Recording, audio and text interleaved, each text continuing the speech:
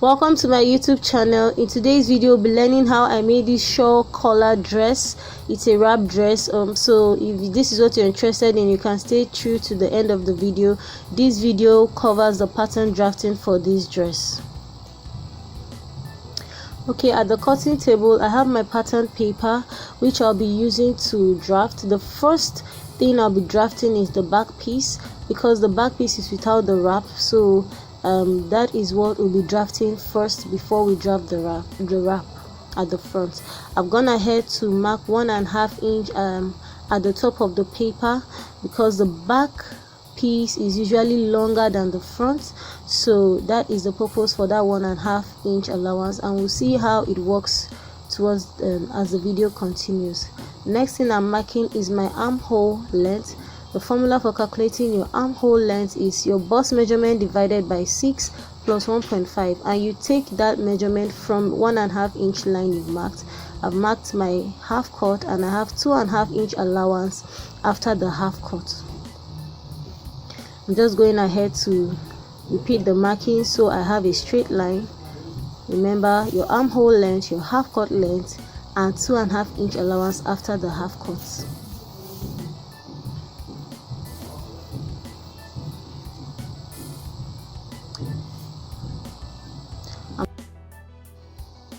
Okay, so I've gone ahead to mark my shoulder, and I have 1/2 inch allowance added at the shoulder.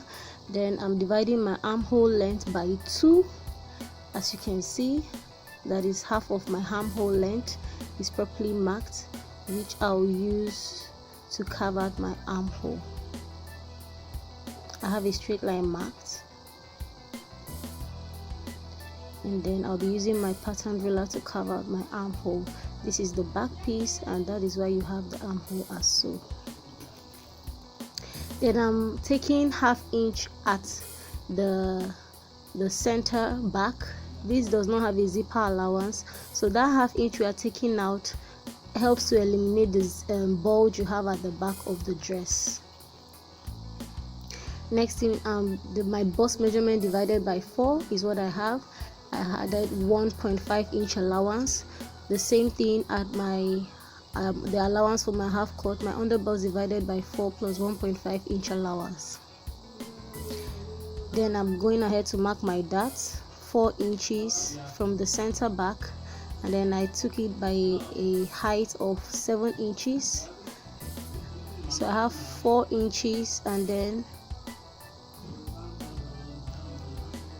I went 1/2 inch on both sides to create my darts.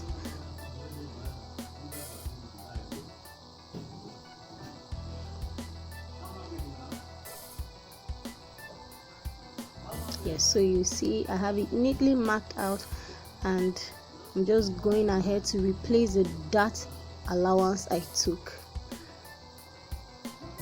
and then I've gone ahead to connect my markings. Remember, at the underbust, do not forget to replace 1/2 inch for the dart allowance, which is what I placed there. And then drafting for the back is almost done. The next thing is to mark the neck. I marked the neck width at 3.5 and gave it a depth of 1.5. So the 1.5 just lands at the line I drew initially, as you can see. Okay, so please subscribe to my channel if you haven't for more amazing content. Do not forget to turn on the notification bell so you get notified when I drop new videos. I'm going ahead to create my shoulder slant. Okay, as you can see, do not worry about the markings I have there. You know, I initially considered, at some point I considered using 2.5 inches, but I just stuck with 3.5 inches for the neck width, and it came out just fine. Okay, so I connected my shoulder slant, as you can see, and I'm going ahead to cut out the back piece. Yes, it's very simple, and you just stay tuned. You see the way we cut out the front. Like I said earlier, please subscribe, like this video. If you have any questions, drop in the comment section, and feel free to share. turn on your notification bell so you get notified when I drop new videos. Yeah, look at that. That was what I did initially, but I later corrected it and used the 3.5-inch neck width. Okay, so just take note of that as the video continues. I'm going ahead to I got another pattern paper to mark out my front piece, and this time I just marked out 1/2 inch allowance. Now this 1/2 inch allowance is going to serve as the joining allowance. Now I started marking from 3/4 of my tape, which was what I tried showing us earlier. I started marking my front piece at 3/4 of my tape. Remember that the back is longer than the front at 1.5 inch. Divided by 2 gives you that 3/4. So that is where I started my tape from. I took my armhole length from 3/4 of my tape, placing at that 1/2 inch length, and that is what I'm going to do. That's the point I'm going to be taking all my markings from, as we marked in the front, as so. Now what I'm going ahead to do is to mark out 6.5 inches for the wrap. Now because the client needs the wrap to like wrap very well, that's why I'm using 6.5 inches. A normal wrap or an average wrap can use 5 inches, even 4 inches, depending on your preference, but I use 6.5 inches. So whatever it is you want to use, feel free to do that. So I just extended my line at the shoulder. Okay, so my markings will begin from that 6.5 inch that I marked there as so. Now you can see, if you zoom into the video, you see that I'm taking all my markings, the armhole length, the half cut, and the 2.5 inch allowance. I'm taking it from 3/4 inches. Okay, yes. So I'm going ahead to mark out the lines. That's my 2.5 inch allowance, and I'm marking it out. As you can see, that is my half cut and the 2.5 inch allowance, and then that is my armhole.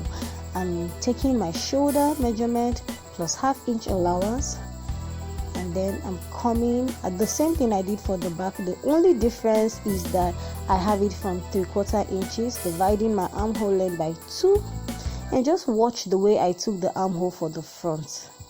Okay, for the front, at the middle point I came out by 1/2 inch. Yes, and then I curved the armhole as so. Remember, for the back I did not come out by 1/2 inch because the front bodice is usually bigger. The front armhole is usually smaller than the back, so that is why we have it as so. And then I'm going ahead to take my dart 4 inches from that 6.5 inch line I gave, go in by 1/2 inch, and then for the front I gave it a height of 4 inches, and then I'll go ahead and connect my darts.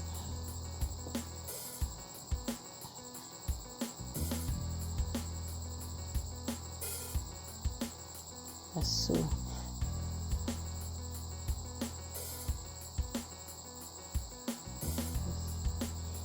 Okay, so my dart is carved out as so.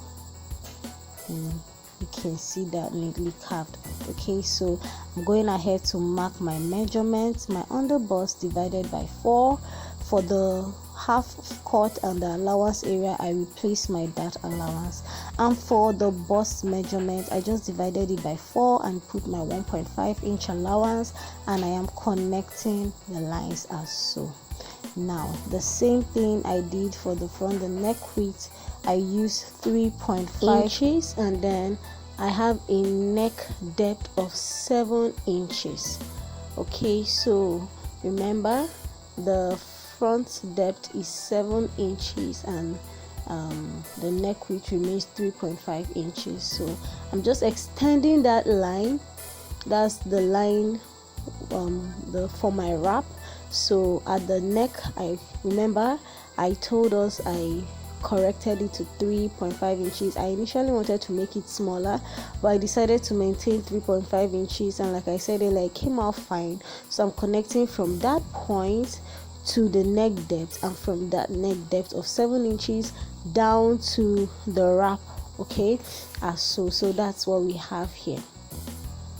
Now I need to make an extension up, so I just cut about 5 inches height of paper and then just attached it to the pattern, and you will see how I did that. Okay, I just used my seal tape to attach that extra piece to the pattern because I'll need an extension up. Okay, so you see what that is for. Okay, so I went ahead and took my back piece and measured the neck round. As you can see, yes, I just used my tape to measure and I got 4 inches. That will serve as my extension. So at that point I marked 4 inches upwards. Okay, and I'm going to connect a straight line as so from that neck width up until that 4 inches. Okay, that is what I'm going to do.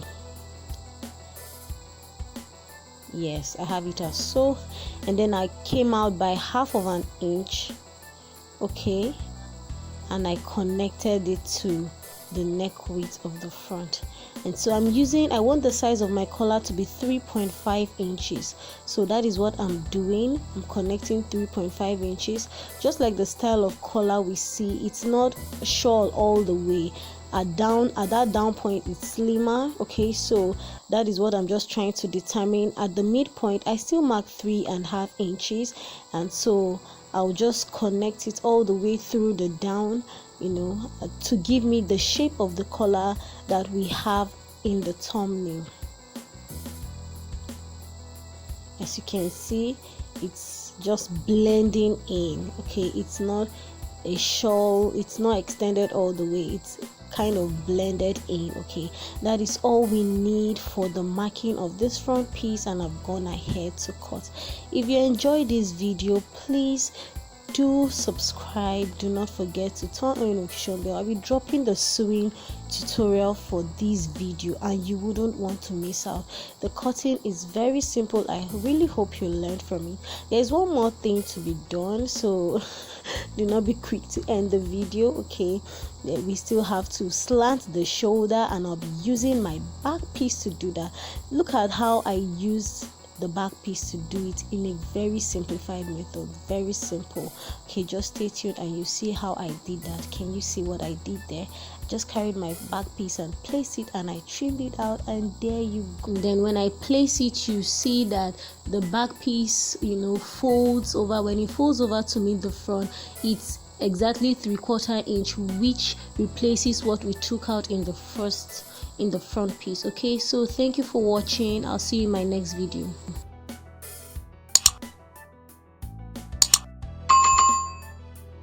In today's video, we'll be learning how I made this shawl collar wrap dress. I have a video where I showed the pattern drafting for this dress. If you've not watched it, kindly check it out in my description box and learn how it is done. Okay, so we move over to the cutting table. Yes, I've already cut out the lining, the material and lining for this dress, and I'm using my finger to show where I added the allowances. That's for the back piece and for the front piece. Kindly pay attention to where my finger runs through as is shown in the video. That is the only place, or those are the only places I added the allowances. For the front piece, at the top of the shawl collar and at the edge of the shawl collar. I went ahead to cut out my lining as well, both for the front and for the back piece, and I did something to the front piece of the lining. Look at what I did. I cut out the material, and I just attached to the lining so as to get that shape of the lining. Okay, so when I do it like this, it helps me to it helps me not to bother about inconsistencies that may arise from joining separately. I just place on top. If there are any excesses, I trim out. Okay, and it's very easy, very simple. This is necessary because this is the part of the dress that would show outside, so you don't want the lining showing out. Okay, so that is why. Do not forget to put your interfacing.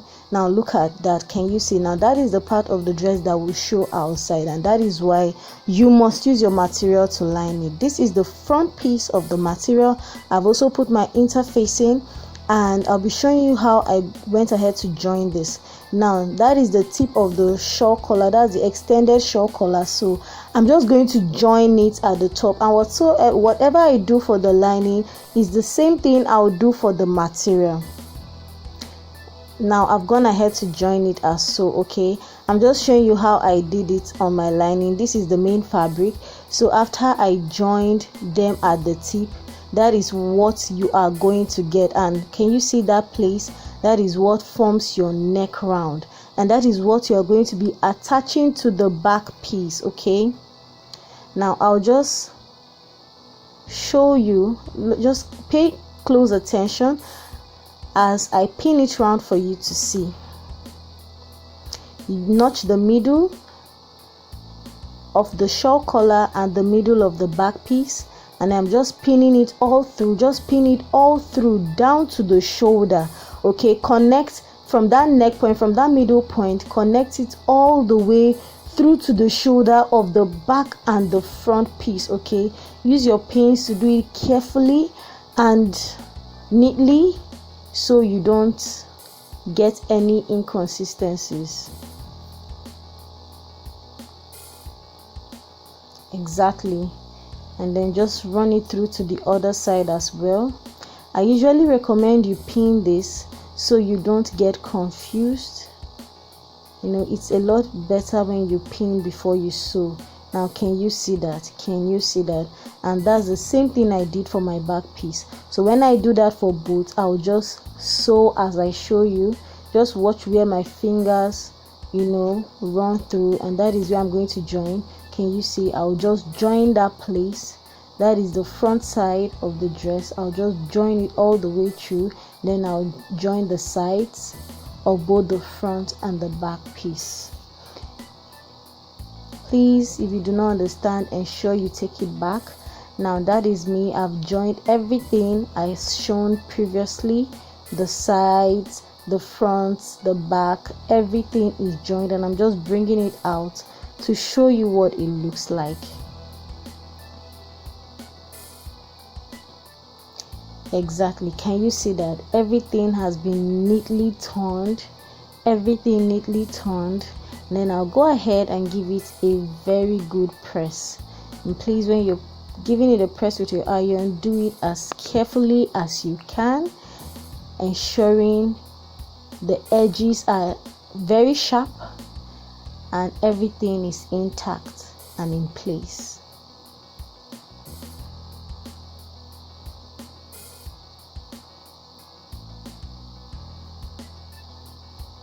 Now can you see the way I'm bringing out the edges? Please ensure that everything is neatly brought out. All the edges are well aligned. Please, if you have not subscribed to my YouTube channel, ensure you click the subscribe button. Make sure you like the video. If you have any questions, drop in the comment section, and feel free to share. Ensure you turn on your notification bell so you get notified when I drop new videos. I promise you're going to get amazing content you wouldn't want to miss. Okay, so I'm almost done with my with the ironing of the dress. That is the back piece I'm ironing. Can you see the lining is well aligned? There are no excesses anywhere.